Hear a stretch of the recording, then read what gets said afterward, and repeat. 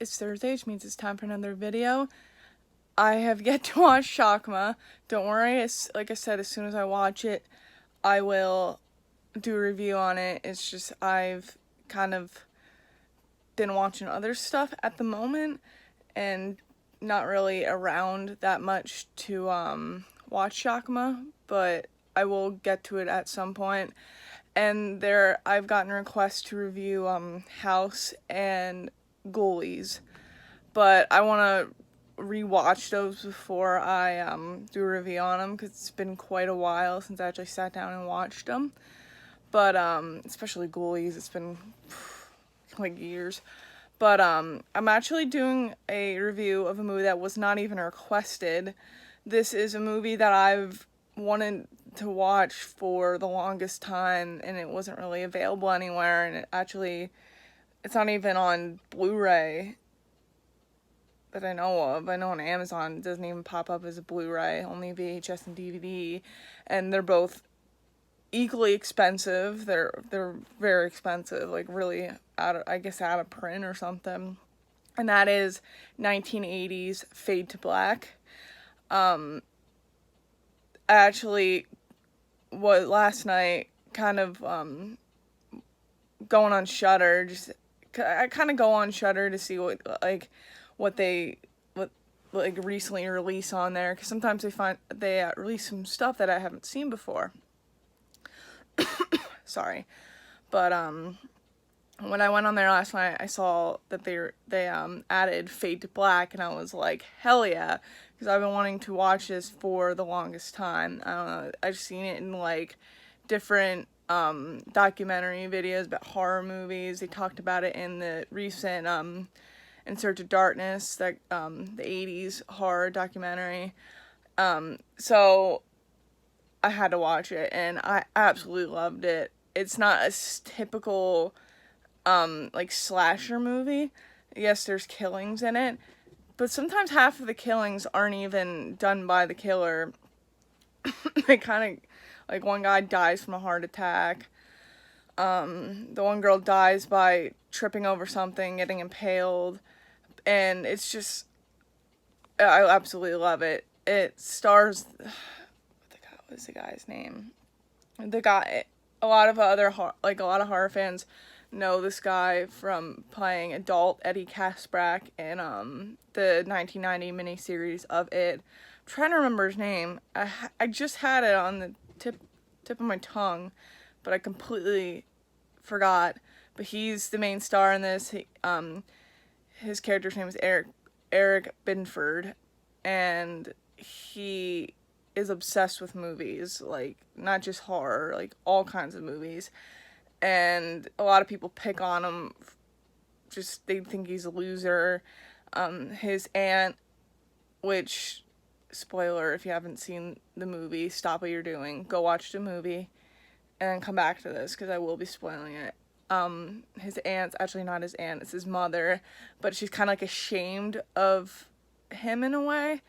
She ends up, she was like a famous actress and basically got in an accident where she's in a wheelchair, and kind of like nags on Eric all the time. I'm pretty sure it's Eric, definitely Eric, but basically nags on him, and he meets this woman who looks exactly like Marilyn Monroe, which her name in the movie is Marilyn O'Connor. She's Australian, but he kind of like falls in love with her because he loves Marilyn Monroe. But little by little, he starts to kind of lose his mind, and he ends up killing his aunt/mom by, like, her wheelchair wasn't working at the moment, and he takes the wheelchair and pushes her down the steps. She falls to her death, and it's ruled as an accident, even though clearly you see it's not an accident. But he does this because while he's watching this movie that he's obsessed with, it's kind of like getting into his brain. She ruins the reels and everything, and after seeing one of his favorite scenes in this movie, pushes her down the steps, just like he did this guy did in the movie. I don't know what the movie's called, but there's some pretty cool stuff in this. And the fact that I know Erwin Yablans is a part of this. He was a part of the original Halloween. There's actually the Halloween poster in the background of this movie and tourist trap and stuff. And Eric's actually watching Halloween in the movie. But sorry, I keep shaking the camera too. But he starts killing other people, like his boss. He dresses up as a mummy, basically gives him a heart attack where he just dies of a heart attack just from the sight of the mummy. Then he dresses up as Dracula, kills a hooker, doesn't actually kill her, runs, falls, and then he sucks the blood from her. But the best scene is at the end of the movie where he and the girl, Marilyn O'Connor, he basically like kidnaps her in a way and takes her into the Chinese theater in Los Angeles or Hollywood, no. But takes her up to the top. There's like a police standoff. They shoot him. He's injured, but he's still walking around. He takes her, opens the door, shoves her in the door, and then he's kind of dealing with it on his own. But in his mind, he still thinks this is a movie. This is like his big break. Oh, he also kills a director too. He kills him because this director stole his work and pretended that he didn't know Eric, when earlier in the movie Eric was in the car with him and basically gave him the idea for this movie. But anyways, back to the Chinese theater. He's on top of the Chinese theater. They keep shooting him. He's like, I made it, Ma, I made it. And then he eventually falls to his death, and that's the end of the movie.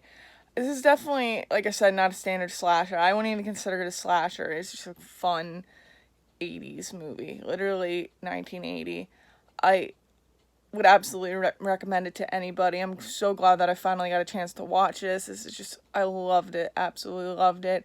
If it comes on Blu-ray at some point, I will definitely be snatching it up.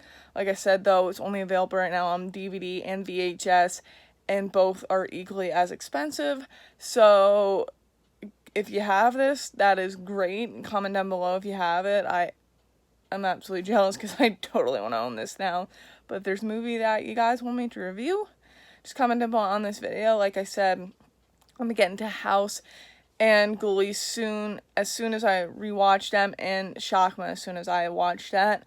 But like I said, if there's a movie that you guys want me to review, comment down below on this video, let me know what that movie is, and I'll be sure to get to it as soon as possible. In the meantime, I'll see you guys on Monday.